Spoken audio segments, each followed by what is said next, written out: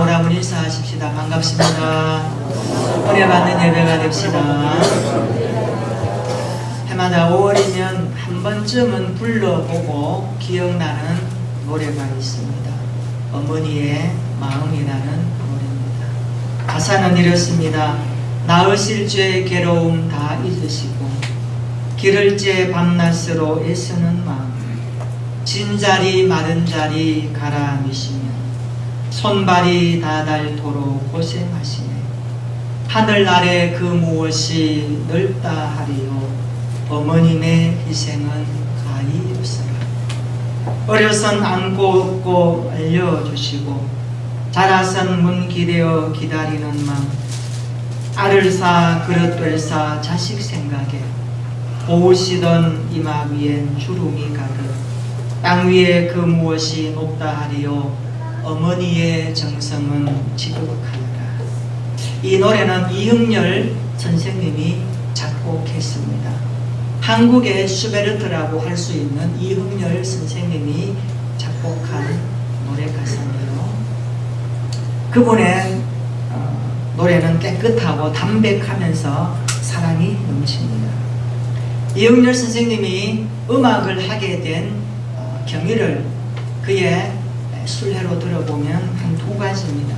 고향 원산에서 살아갈 때에 아름다운 자연 풍광을 중심으로 저녁놀이 지는 그 순간에 해군 군악대들이 도열해서 맛있게 음악을 연주하는 것을 보면서 그렇게 부러웠다가 그때 나도 음악을 해야 되겠다, 작곡을 해야 되겠다, 음악에 대한 감각이 그때 일어났고요. 또한 교회를 오가면서 들었던 교회 종소리, 그리고 선교사들이 치고 있던 그 풍금 소리가 그렇게 좋았다고, 그래서 그것이 음악이 씨앗이 되어서 그가 작곡에 기여를 했습니다. 더 많은 것을 배우기 위해서 일본 동경에 유학을 가게 됩니다. 그 시절에 유학하려면 얼마나 많은 돈이 필요하겠습니까? 열심히 공부하고 졸업이 다가왔습니다. 졸업 연주회를 해야 되는데 그 연주회에 필요한 피아노를 구입해야 되는데 피아노가 없어서 연주회를 못하고 있습니다. 너무너무 고민하다가 어머니에게 사실을 이야기하면 어머니 이렇게 해서 피아노가 필요합니다. 그때 피아노가 가격이 400원이었습니다.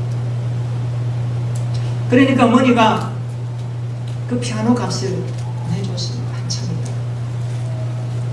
근데 그때 살 한 가마니가 10원이었습니다. 비교되죠? 살 한 가마니가 10원이었는데 피아노 값이 400원. 어머니가 어떻게 그것을 조달했을까? 어머니는 아들의 피아노 값을 만들기 위해서 한낮 산에 가서 솔방울을 따서 그것을 팔았습니다. 팔아봐야 얼마나 되겠습니까?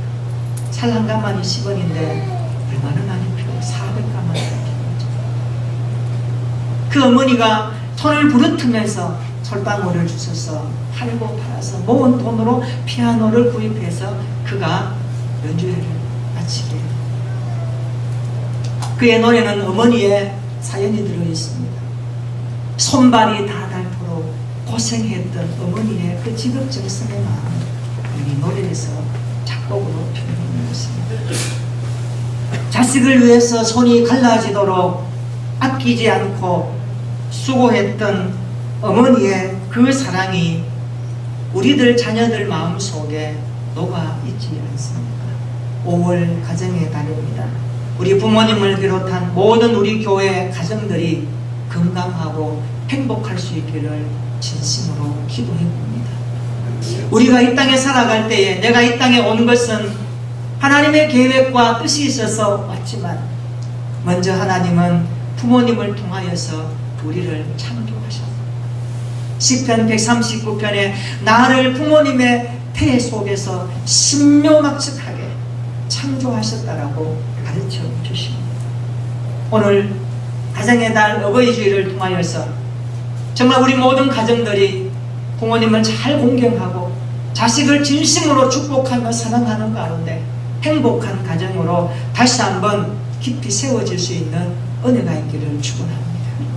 오늘 본문의 말씀은 그런 의미에서 오늘 모든 가정들에게 주시는 하나님의 말씀입니다. 우리 한번 같이 읽어보겠습니다. 시작. 마른 떡 한 조각만 있고도 화목하는 것이 제육이 가득하고도 다투는 것보다 나으니라. 아멘. 이 말씀은 오늘 이 땅의 모든 가정에 주시는 말씀. 특별히 우리가 오늘 어버이 주일 예배를 드리면서 우리에게 모든 가정이 이 말씀대로 되었으면 좋겠습니다. 가정에 웃음이 넘치고 사랑이 넘치고 가정에 정말 행복이 넘칠 수 있는 그런 가정들로 우뚝 세워지기를 소망해 봅니다. 어떻게 하면 이런 가정이 될 수 있을까요? 오늘 본문을 통하여서 주시는 교훈입니다. 오늘 본문이 이렇게 말씀합니다. 첫 번째 주시는 메시지입니다. 너희는 떡 한 조각 가지고도 행복할 수 있음을 알아라. 그 메시지. 따라서 합시다. 떡 한 조각 가지고도 행복할 수 있습니다. 여러분, 떡 한 조각. 그것도 마른 떡 한 조각입니다. 말라 비틀어져서 설기 힘든 떡 한 조각인데도 그것이 행복할 수 있다라고 성경은 가르쳐 주십니다. 사람들이 생각하면은 비상식적이죠. 이해 안 되죠. 떡 한 조각 가지고 어떻게 행복할 수 있느냐고. 돈이 있어야 되고 집이 있어야 되고 자동차가 있어야 되고 내가 꿈꾸는 모든 것들이 갖추어져야 행복할 수 있다라고 사람들은 머리에 그리는데, 거기에 비하면 마른 떡 한 조각은 너무나 보잘것없고 터무니없고 너무나 부족합니다. 그런데 성경은 왜 이것을 우리에게 읽게 하실까요? 마른 떡 한 조각만 가지고도 제육이 가득한 집과 보면은 질과 양적으로 전혀 많은 차이를 느낍니다. 공동번역 성경에는 이 본문을 이렇게 번역을 했습니다. 진수성찬을 차려놓고 다투는 것보다 누룽지를 먹어도 마음이 편한 게 좋다. 아무리 진수성찬이 있어도 다툼이 있다면 그것은 행복 제로입니다. 그러나 누룽지를 먹어도 거기에 다툼이 없으면 행복하다라고 성경은 가르쳐줍니다. 정말 우리에게 진정한 행복은 우리의 물질이 아닙니다. 우리의 마음의 풍요로움입니다. 우리의 마음이 풍요로우면 행복한 것입니다. 많은 사람들이 말합니다. 내가 행복하지 못하는 이유를 물질에서 찾으려고 합니다. 조금만 더 풍요로우면, 조금만 더 풍성하면, 조금만 더 소유했다면 내가 행복할 것인데 라고 말합니다. 그러나 여러분, 그렇게 될 수 있나요? 내가 좀 더 풍성하고 더 가지면 행복할 거다라고 하는 여러분의 기대 가치가 오늘 살아갈 때에 정말 채워지던가요? 결코 채워질 수 없습니다. 오히려 그것 때문에 더 힘들어하고 더 다투고 더 어려운 문제를 우리는 종종 보지 않습니다. 그래서 혼수 문제 때문에 다투다가 혼사가 깨어지고, 부모가 남긴 유산 때문에 오히려 서로에게 상처를 주고 고통을 당하는 가족 형제들을 보지 않습니까? 우리나라 말에 잘 산다라는 말이 있습니다. 여러분, 우리나라 단어를 한 번씩 곱씹어 볼 필요가 있습니다. 잘 산다는 게 뭘까요? 잘 산다는 것이 행복한 걸까요? 잘 산다 이꼬르 행복하다 맞습니까? 아닙니다.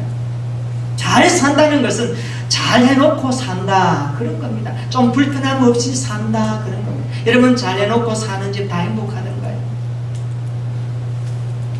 사람들은 잘 살면 행복할 것이다 라고 말합니다. 그러나 그런 것이 아닙니다. 사실 잘 해놓고도 잘 살지 못하는 가정들이 참 많습니다. 우리가 물질적인 것들을 가지고 행복할 것이라고 생각하면 성경은 제육이 가득한 집보다 오히려 마른 떡 한 조각만 가지고도 행복한 것이 더 낫다고 말씀하고 있습니다. 돈이 좀 없어도, 좀 소유가 부족해도 우리가 행복을 누릴 수 있다라고 성경은 가르쳐줍니다. 우리가 한번 생각해 봅시다. 지난날의 날들을 한번 돌아봅시다. 정말 행복하고 기뻤던 시간들은 언제였습니까? 그 시간들은 그렇게 많은 시간들이 아니었습니다. 그렇게 많은 것을 누리지 않았던 때입니다. 그러나 그럼에도 불구하고 여전히 그때 기뻐했고, 여전히 그때 감사할 수 있었고, 그때 사랑할 수 있었고, 축복할 수 있었습니다. 한때 우리나라 세계 1위라고 했던 대우그룹 김우중 씨가 설립한 회사. 한때 참 잘 나갔죠. 그가 잘 나갈 때 이런 책을 씁니다. 세계는 넓고 할 일은 많다. 젊은이들이 많은 도전을 받고 또 인생의 꿈을 꾸고 있습니다. 저는 우리나라 경제에 큰 이익을 감당했다라고 해석하고 싶습니다. 그는 자기 인생 가운데 가장 행복했던 시간들을 이렇게 말하고 있습니다. 나는 나의 인생에서 가장 가난했던 시간이 가장 행복했었다. 이해가 되십니까? 나는 내 인생에서 가장 가난했던 시간이 가장 행복했던 날들이었다. 김우중 씨가 그렇게 고백합니다. 그런 어린 시절에 대구에서 신문팔이를 하면서 가족의 생계를 이어갔던 피난 시절에 아버지는 납북이 되고 형은 군대에 들어가고 어머니와 두 동생을 도우면서 집안의 가장 역할을 했던 그 시대를 떠올리면서 그는 책에서 이렇게 표현하고 있습니다. 나는 신문을 팔던 곳이 대구의 방천시장이었다. 나는 신문 100부씩 받아서 방천시장에서 팔았는데 신문을 다 팔고 밤늦게 들어가면 어머니와 동생들은 그때까지 식사를 하지 않고 나를 기다렸다. 나와 함께 밥을 먹기 위해서였다. 참으로 고마웠다.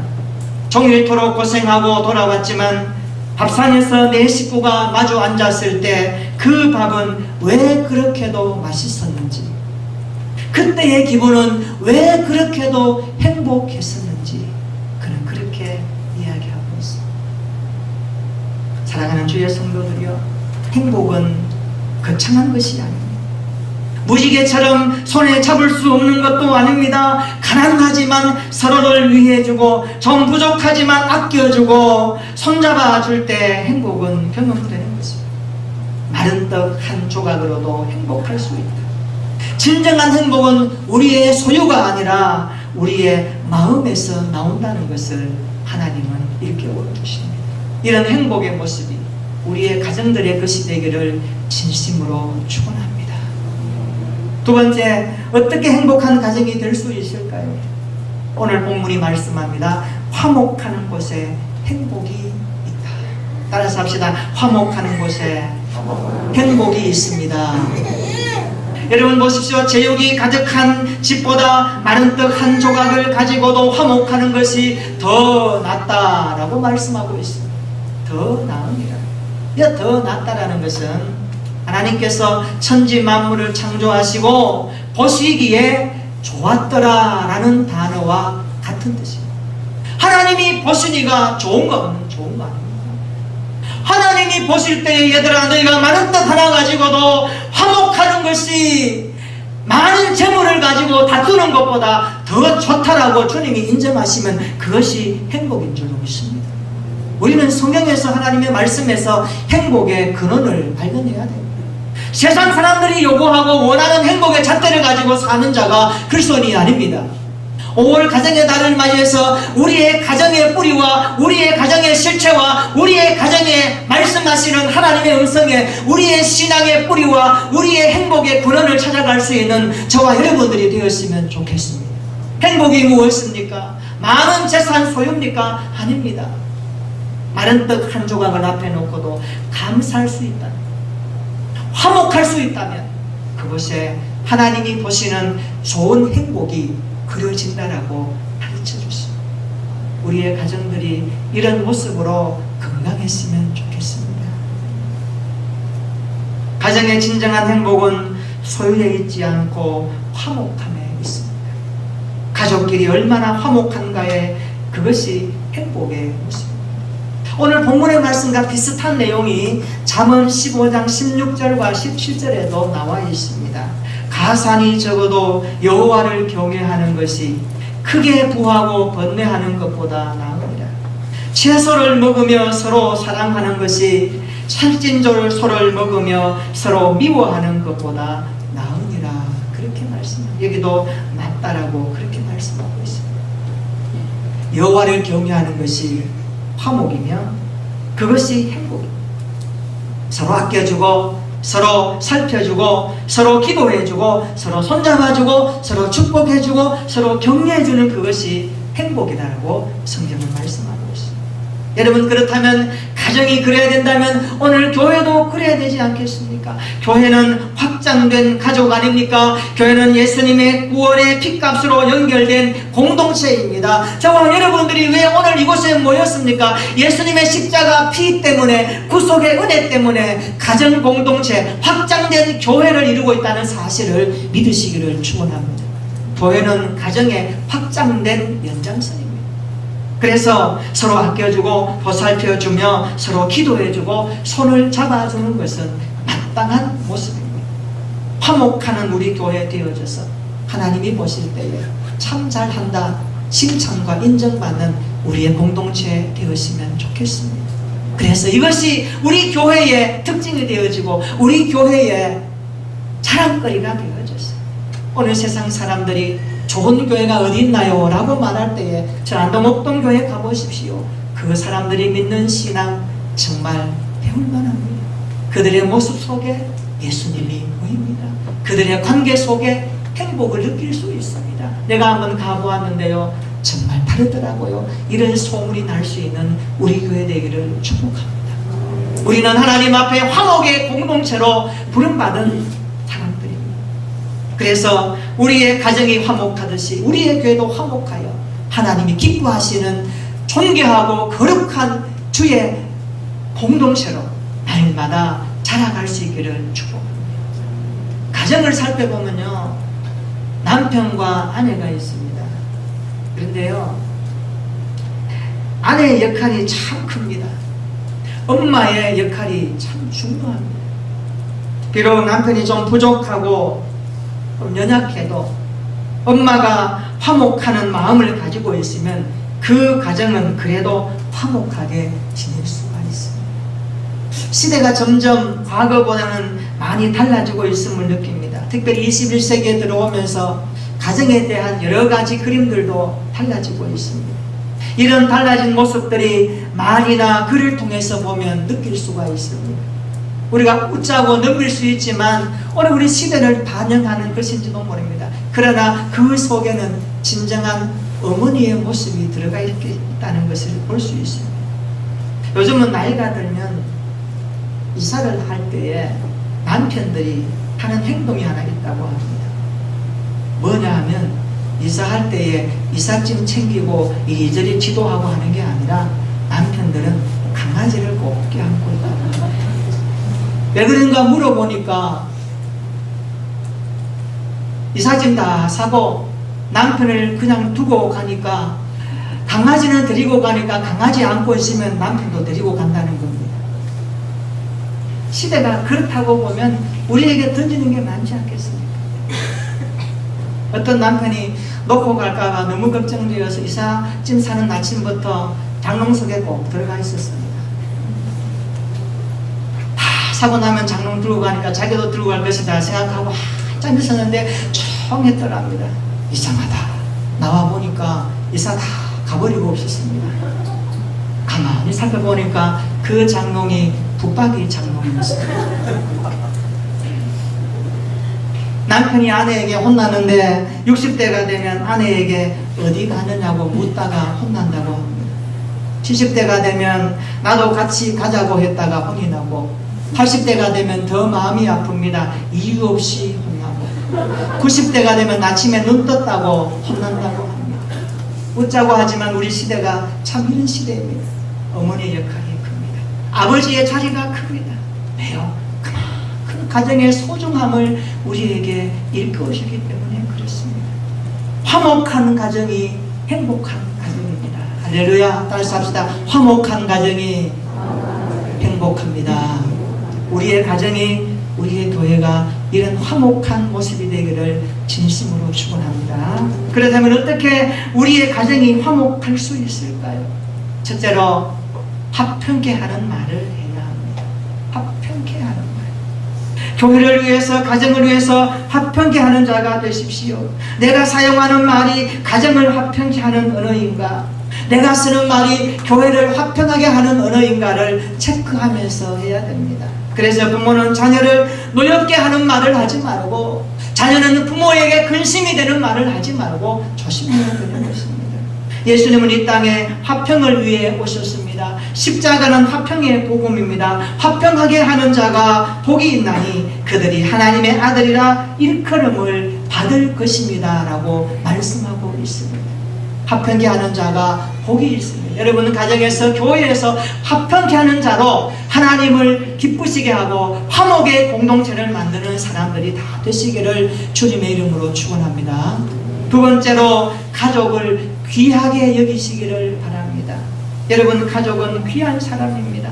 눈에 넣어도 아프지 않을 만큼 사랑하는 자녀를 귀하게 여기십시오.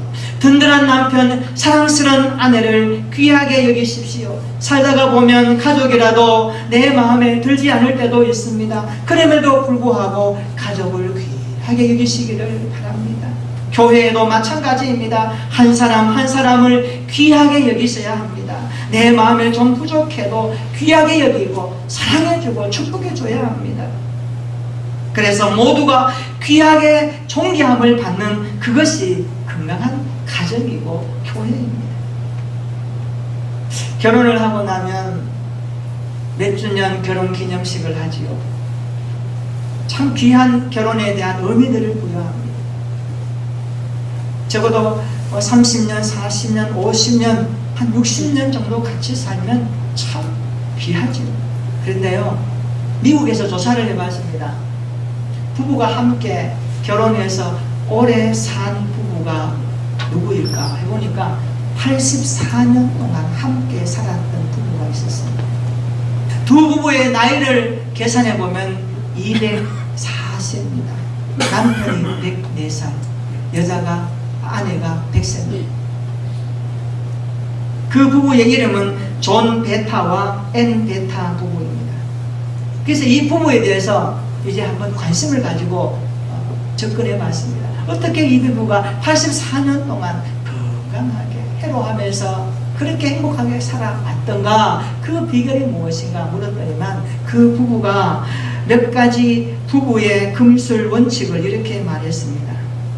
상대를 있는 그대로 받아들이세요. 상대를 내 생각으로 바꾸려고 하지 마세요. 상대를 높이고 경청하세요. 그리하면 행복하게 살 수 있습니다. 그는 그렇게 말했습니다. 지극히 단순하지만 우리가 잘 안 되는 것들이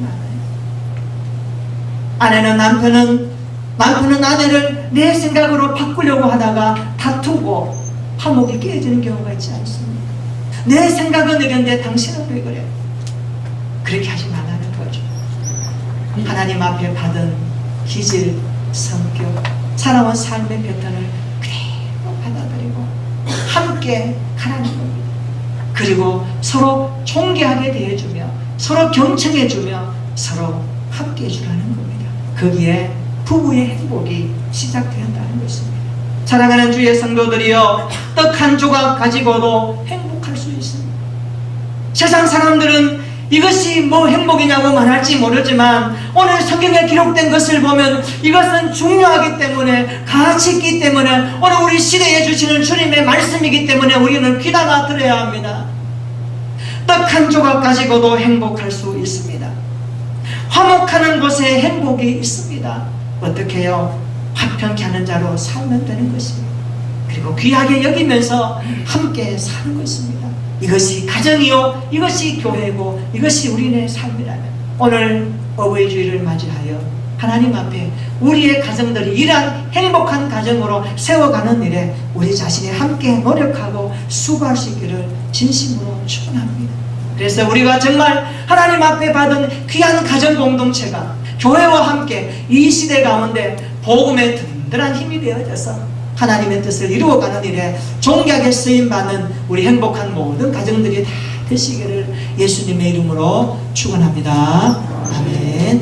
우리 한번 기도하십시오. 행복이란 거창한 것이 아닙니다. 무지개처럼 손에 잡을 수 없는 것도 아닙니다. 가난하지만 서로 위해주고 좀 부족하지만 아껴주고 손잡아줄 때 행복은 경험됩니다. 많은 떡 한 조각으로도 행복할 수 있습니다. 진정한 행복은 우리의 소유가 아니라 우리의 마음에서 나옵니다. 화목한 가정이 행복한 가정입니다. 주님, 우리 가정이, 우리 교회가 화목하게 하옵소서. 화평케 함으로 화목하게 하옵소서. 서로 귀하게 여김으로 행복한 가정과 우리 교회가 되게 하여 주옵소서. 서로 아껴주고 서로 보살펴주며 서로 기도해주고 서로 손잡아주면서 아껴주는 화목한 가정, 화목한 우리 교회가 될 수 있도록 하나님 성령으로 기름 부어주시고 도와주시옵소서. 우리 합심으로 함께 기도하겠습니다.